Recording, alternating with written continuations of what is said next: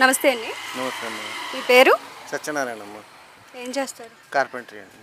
ఎన్ని సంవత్సరాలుగా చేస్తున్నారు? నేను దాదాపు 50 సంవత్సరాల నుంచి చేస్తున్నాను. కూటమి ప్రభుత్వం అధికారంలోకి వచ్చి 10 నెలలు అవుతుంది కదా, పరిపాలన ఎలా ఉందంటారు చంద్రబాబు గారిది? ఏముంది, అప్పటికిప్పటికి ఏం తేడా ఏం కనిపించట్లేదు. ఆయనేమో చేసేసి వెళ్ళిపోయాను అన్నాడు. ఈయన చేస్తానని ఏదో పెళ్లి టైంలో చూపిస్తారు నక్షత్రాన్ని, అలా చూపిస్తున్నాడు అంతే. వైసీపీ వాళ్ళు చంద్రబాబు పాలనలో వ్యతిరేకత వచ్చింది అంటున్నారు, అది ఎంతవరకు నిజం? నిజమే, ఇది నిజమే. అంటే ఏ విధంగా వచ్చిందంటారు? అంటే ఆయన ప్రతిదాన్ని కూడా వ్యతిరేకరించాడు. ఏమీ చేయకుండానే నేను అది చేస్తాను ఇది చేస్తాను అని శంకుస్థాపనలతోనే సరిపెట్టేశాడు ఎవరు? జగన్ గారు. ఇప్పుడు జరుగుతున్నాయి అంటారా మరి? ఇప్పటికీ ఏం జరగట్లేదు, ఏదో అక్కడక్కడ ఒకటి చేస్తున్నారు. దానివల్ల వ్యతిరేకత వచ్చిందంటారా? దానివల్లే కదా చాలా చేశాడు ఆయన. ఆయన జగన్ గారి పేరు మీద ఎమ్మెల్యేలే కానీ ఎవరైనా కూడా చాలా పనికిమాలిన పనులు చేశారు. ఆఖరి వల్లకాట్లో ఉండే 10 మంది నిలబడే నీడను కూడా పాడుకొట్టేశారు. ఫ్రీజర్లు కూడా తీసుకెళ్ళిపోయి నానా చెత్త చేశారు. అది అవసరం, అది 10 మందికి ఎవరికైనా అవసరమే కదా అది. ఆ జ్ఞానం కూడా లేకుండా ప్రతి ఒక్కళ్ళు దాన్ని తీసుకుని వల్లకాట్లో వేసిన షెడ్లు కూడా పాడగొట్టేశారు. అంటే పసుపు రంగు వేసినంత మాత్రం చంద్రబాబు చేసినట్ట ఏం మీరు చేస్తే మంచిది కదా, వాళ్ళు చేస్తే మంచిదా?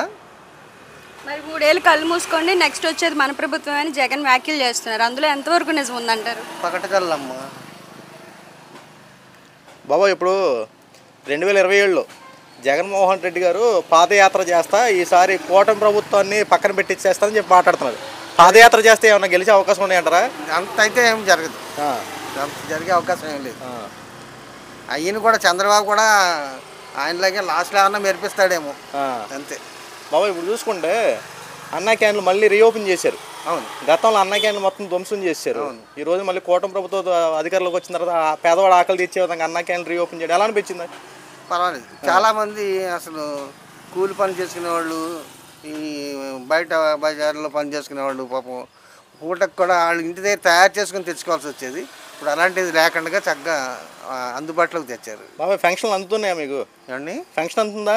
లేదండి. నేను మీకు ఎన్ని సంవత్సరాలు? నాకు రియల్గా అయితే 70 సంవత్సరాలు దాటిపోయింది. ఇంకా రాలేదు ఫంక్షన్? రాలేదు. అప్లై చేయలేదు అసలు? చేశానండి. దానికి స్కూల్ సర్టిఫికేట్ కావాలటండి. అయ్యో, ఏది గత ప్రభుత్వాలు అప్లై చేశారు, ఇప్పుడు అప్లై చేశారు? గత ప్రభుత్వంలోనే స్కూల్ సర్టిఫికేట్ కావాలంట. అంటే స్కూల్ సర్టిఫికేట్ ఏంటి అది అంటే మార్క్ లిస్ట్ ఏంటి, మార్క్ లిస్ట్ కావాలన్నారు. మార్క్ లిస్ట్ అంటే ఏంటో వాళ్ళకి ఇంకా పూర్తిగా తెలియదు. ఒక రకంగా చెప్పాలంటే ఇది వరకు పూర్వం అన్నీ ఒకదానిలోనే ఉండేవి, అదే తీసుకెళ్ళా. మార్క్ లిస్ట్ అదే, సర్టిఫికేట్ అదే. ఇప్పుడు మాకు సార్ మార్క్ లిస్ట్ వేరు, సర్టిఫికేట్ వేరు ఉంటుంది. అలాగే వాళ్ళు సర్టిఫికేట్ వేరు, మార్క్ లిస్ట్ వేరు అంటున్నారే తప్పించి మార్క్ లిస్ట్కి సర్టిఫికేట్కి డిఫరెన్స్ ఏంటో వాళ్ళకి తెలియదా గతంలో దానికి ఇప్పటికి. మరి ప్రభుత్వం వచ్చిన తర్వాత ఏమన్నా అప్లై చేయడానికి ఏమైనా వెళ్ళావు ఒకసారి ఏమన్నా? ఇప్పుడు లేదండి, ఒకసారి వెళ్ళిపోయి ఏమన్నా అవకాశం ఉంది కదా? నాకు అసలు నుంచుంటానికి ఓపిక లేదు. అయ్యో, నాకు 2 కార్డులు యాక్సిడెంట్ అయింది, నేను నిలబడలేదు. ఎలా ఉంది బాబాయ్ చంద్రబాబు పరిపాలనలో? ఏమైనా మార్పులు చేర్పులు చేస్తే ఇంకేమైనా అవకాశం ఉందా? చెయ్యొచ్చు, చేస్తారు, జరుగుద్దని ఆశ ఉంది అంతే. ఎలా ఉంది బాబు మీ వ్యాపార పరిస్థితులు? అసలు ఏంటి వ్యాపారం? ఏమీ లేదు, వ్యాపారం ఏమీ లేదండి. వ్యాపారం అసలు రోజు కూలీలు కూడా చిన్న పనులు తిరగల గుర్తులు వేసుకునే టైపులో అయిపోయింది. ఎలా ఉండాలి వడ్రంగి కష్టాలు అసలు ఏంటి? అసలు ఎలా ఉంటుంది రూపాయి సంపాదించే విధానం? అసలు ఎలా ఉంటుంది, ఏంటి పరిస్థితులు? ఏముందండి, ప్రతిదానికి కూడా అంతే. ఇప్పుడు అన్నీ మార్పు వచ్చేసినాయి. ఐటమ్స్ కూడా కిటికీలు ఏంటి, గుమ్మాలు ఏంటి, ఫర్నిచర్ ఏంటి, అన్నీ మార్పు వచ్చేసినాయి. ప్రతిదీ కూడా ఒక అట్టతో తయారు చేసేది వచ్చింది. దాని మీద లామినేషన్ వేసేటప్పటికి ఒరిజినల్ దానికంటే అదే అందంగా కనపడుతుంది. ఓకే, మాకే కాదు ఎవరికైనా అదే కాదు. వర్కులు తగ్గినాయి మీకు ఇప్పుడు? మా బాగా 90% తగ్గిపోయింది. ఎలా ఉంది ఇప్పుడు? చెక్కలు ఏ రేటుకి కొన్నారు బాబాయ్? మామూలు మాకు ఎక్కువ ప్లైవుడ్, టేక్ వుడ్ అవసరం. మేము అవి 2 కొంటాం. ఎక్కువ 4500 నుంచి టేక్ వుడ్ ఉంది. ప్లైవుడ్ కూడా అలాగే రకరకాలు ఉన్నాయి. 60 రూపాయల నుంచి 150 రూపాయల వరకు కూడా ఉంది, అదే క్వాలిటీ. ఓకే బాబాయ్, థ్యాంక్ యూ బాబాయ్. వైఎస్ జగన్మోహన్ రెడ్డి గారు పాదయాత్ర చేయడానికి రంగం సిద్ధం చేసుకున్నారు. అదేది ఇప్పుడప్పుడే కాదు, 2027లో. అయితే వైఎస్ఆర్సీపీ పార్టీకి సంబంధించినటువంటి వాళ్ళు మాట్లాడే మాట ఏంటంటే, కూటమి ప్రభుత్వంలో వ్యతిరేకత వచ్చేసింది, చంద్రబాబు నాయుడు గారి పరిపాలన సరిగ్గా లేదు, పథకాలు ఇవ్వట్లేదు, చంద్రబాబు నాయుడు గారిని వద్దని జగన్మోహన్ రెడ్డి గారిని కోరుకుంటున్నారని చెప్పి వైఎస్ఆర్సీపీ పార్టీ వాళ్ళు మాట్లాడుతూ ఉన్నారు. ఒకసారి ఆంధ్ర రాష్ట్ర ప్రజలు గత కొన్ని నెలల బట్టి మేము పబ్లిక్ బైట్స్ తీసుకొస్తా ఉన్నాం, పబ్లిక్ ఒపీనియన్ తెలుసుకుంటా ఉన్నాం. ప్రతి వీడియోలో ఒకసారి చెక్ చేయండి. ఇక్కడ వైఎస్ఆర్సీపీ పార్టీకి సంబంధించినటువంటి వాళ్ళు మాట్లాడిన మాటలు ఉన్నాయి, టీడీపీకి సంబంధించినటువంటి మాట్లాడిన వాళ్ళు మాటలు ఉన్నాయి. అసలు కామన్ మ్యాన్స్ అసలు ఏం మాట్లాడుతున్నారు ప్రతి విషయాలు మన దగ్గర ఉన్నాయి. ఒకసారి చెక్ చేయండి. ప్రభుత్వం ఏ రకంగా వ్యవహరిస్తుందో, జగన్మోహన్ రెడ్డి ఏ రకంగా మాట్లాడుతున్నాడో ఒకసారి పబ్లిక్ ఒపీనియన్ తెలుసుకుంటే సరిపోద్ది. ఈ రోజున కూటమి ప్రభుత్వం అధికారంలోకి వచ్చిన దగ్గర నుండి సూపర్ 6 పథకాల్లో 2 పథకాలు అవలంబించారు. అన్నా మాట ప్రకారం 3,000 రూపాయల పెన్షన్ 4,000 రూపాయలు ఇచ్చారు, అది సూపర్ 6 పథకమే.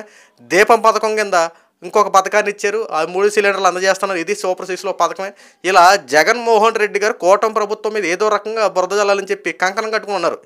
జగన్మోహన్ రెడ్డి ఒకసారి గుర్తుపెట్టుకోండి, మీరు గత 5 సంవత్సరాలు మీరు ముఖ్యమంత్రి ఉన్న టైంలో ఆంధ్ర రాష్ట్రానికి మీరు చేసింది ఏమైనా ఉందా అంటే ఏమీ లేదు. ఎందుకంటే నిజంగా మీరు ఆంధ్ర రాష్ట్ర ప్రజలకు ఏదైనా చేసుంటే మీకు ఇంత ఘోరాతి ఘోరంగా 11 సీట్లు వచ్చేవి కాదు.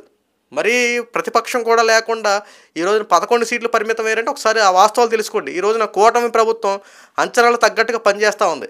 ఏదైతే ప్రజలకు ఇచ్చినటువంటి మాట నిలబెట్టుకునే క్రమంలో సూపర్ 6 పథకాలు అవలంబిస్తూనే ఉంది, అభివృద్ధి పనులు ఒక్కటొక్కటిగా చేసుకుంటూ వస్తూ ఉంది. అన్న మాట ప్రకారం ఏదైతే ప్రజలకు అవసరం ఆ ప్రజల అవసరాలు తీరుస్తూ ఉంది. అంతే తప్ప బురద జల్లే రాజకీయాలు, శవ రాజకీయాలు కూటమి ప్రభుత్వం చేయట్లా. మీరు అంటున్నారు కదా అక్రమ అరెస్టులు చేస్తున్నారని చెప్పి మాట్లాడుతున్నారు కదా, ఎక్కడ అక్రమంగా అరెస్ట్ చేస్తూ ఉన్నారు? మీరు అక్రమంగా అరెస్ట్ అయ్యేది ఒక్కటి చూపించండి. అరెస్ట్ అయిన ప్రతి ఒక్కరికి గతంలో ఏ రకమైన పనులు చేశారో ఒకసారి చూడండి. వైఎస్ జగన్మోహన్ రెడ్డి గారు ఇలా అక్రమంగా అరెస్ట్ అయిన ఎవరైతే అంటున్నారో ఒకసారి వాళ్ళ ట్రాక్ రికార్డ్ చూస్తే వాళ్ళు గతంలో చేసినటువంటి హడావుడి అన్నీ ఇన్ని కాదు. పేరుకు మాత్రం సోషల్ మీడియాలో వర్క్ చేస్తున్నామని చెప్పి జగన్మోహన్ రెడ్డి అండ చూసుకొని చంద్రబాబు నాయుడు గారిని, నారా లోకేష్ గారిని, పవన్ కళ్యాణ్ గారిని వాళ్ళ ఇంట్లో ఆడవాళ్ళ గురించి ఎంత అసభ్యకరంగా మాట్లాడారో గతంలో చూడండి. గతంలో చంద్రబాబు నాయుడు గారు ఎన్నిసార్లు కంప్లైంట్ చేసినా సరే, ఎవరైతే మాటలు పడ్డారో వాళ్ళందరూ కంప్లైంట్ చేసినా సరే వాళ్ళ మీద చర్యలు తీసుకోలే. వారి మీద చర్యలు తీసుకుంటాం అయితే ఈ రోజున వాళ్ళు అక్రమ అరెస్ట్ అయ్యారని చెప్పి మీరు మాట్లాడరు కదా. ఆ రోజున మీరు చర్యలు తీసుకుని వాళ్ళ మీద కఠినంగా వ్యవహరించడం అయితే ఈ రోజున పరిస్థితి ఎంత దారుణంగా ఉండేది కాదు కదా. ఈ రోజున కూటమి ప్రభుత్వం ఏం చేస్తూ ఉంది? తప్పు చేసిన వాడికి ఎప్పుడైనా సరే శిక్ష పడాల్సిందే. అందుకే ఈ రోజున కూటమి ప్రభుత్వం అందరినీ చట్టపరంగా అరెస్ట్ చేస్తూ ఉంది. ఈ రోజున కూటమి ప్రభుత్వం చేసేటువంటి పనులు ఒకసారి చూడండి.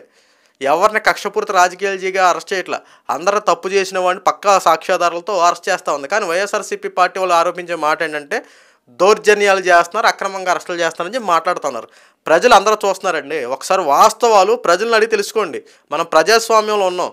మీరు నేను 100 మాట్లాడుకోవచ్చు, కానీ ప్రజల యొక్క అభిప్రాయం ఎలా ఉందో చూడండి. ఈ రోజున ప్రజలు ఏమంటున్నారంటే తప్పు చేసిన వాడికి ఇలాంటి శిక్షలు పడితేనే రేపన్న రోజున ఎవడో మాట్లాడకుండా ప్రశాంతంగా ఆడి పని ఆడు చేసుకుంటాడు, ఎవరి పనులు వాళ్ళు ఉంటారు, ఇలాంటి కఠినంగా శిక్షలు పడాల్సిందంటూ ప్రజలు మాట్లాడుతూ ఉన్నారు. అయ్యా జగన్మోహన్ రెడ్డి గారు పార్టీ ఆఫీసులు ధ్వంసం చేసినప్పుడే కానీ, అసభ్యకర పోస్టులు పెట్టినప్పుడే కానీ, రకరకాల మాట్లాడినప్పుడే కానీ మీరు కనుక వాళ్ళ మీద యాక్షన్ తీసుకుంటాం అయితే ఈ రోజున పరిస్థితులు ఎంత దారుణంగా ఉండేవి కాదు.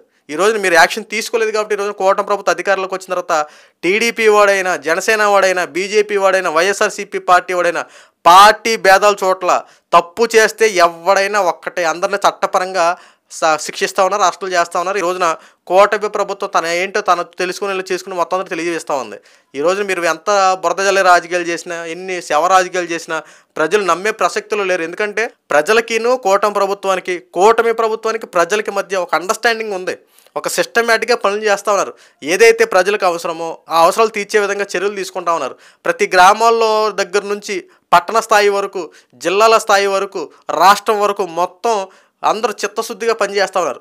ఒక ప్రభుత్వ ఉద్యోగం చేసే వాళ్ళైనా సరే, ఎమ్మెల్యేలుగా ఉన్నవారైనా సరే తమ వంతు ఈ రోజున అందరూ ఒక సిస్టమేటిక్గా పనిచేసి రాష్ట్రాన్ని ముందుకు తీసుకెళ్తా ఉన్నారు. ఇది మీ ప్రభుత్వానికి కూటమి ప్రభుత్వానికి మధ్యన తేడా. ఇప్పటికైనా సరే ఏదో పార్టీల మీద బురద జల్లే రాజకీయాలు చేయడం మానేసి మనం ఎక్కడ ఓడిపోయాం, ఎందుకు ఓడిపోయాం అని చెప్పి తెలుసుకుని దాని మీద మళ్ళీ ప్రయత్నం చేయండి. రేపు అధికారంలో రావాలంటే ప్రజలకు ఏం చేయాలో, ఏం చెందిదో పడితే ఆ రకంగా దృష్టి పెట్టడం తప్ప ఎంతకైనా మించి బురద జల్లే రాజకీయాలు, శవ రాజకీయాలు దయచేసి చేయమాకండి.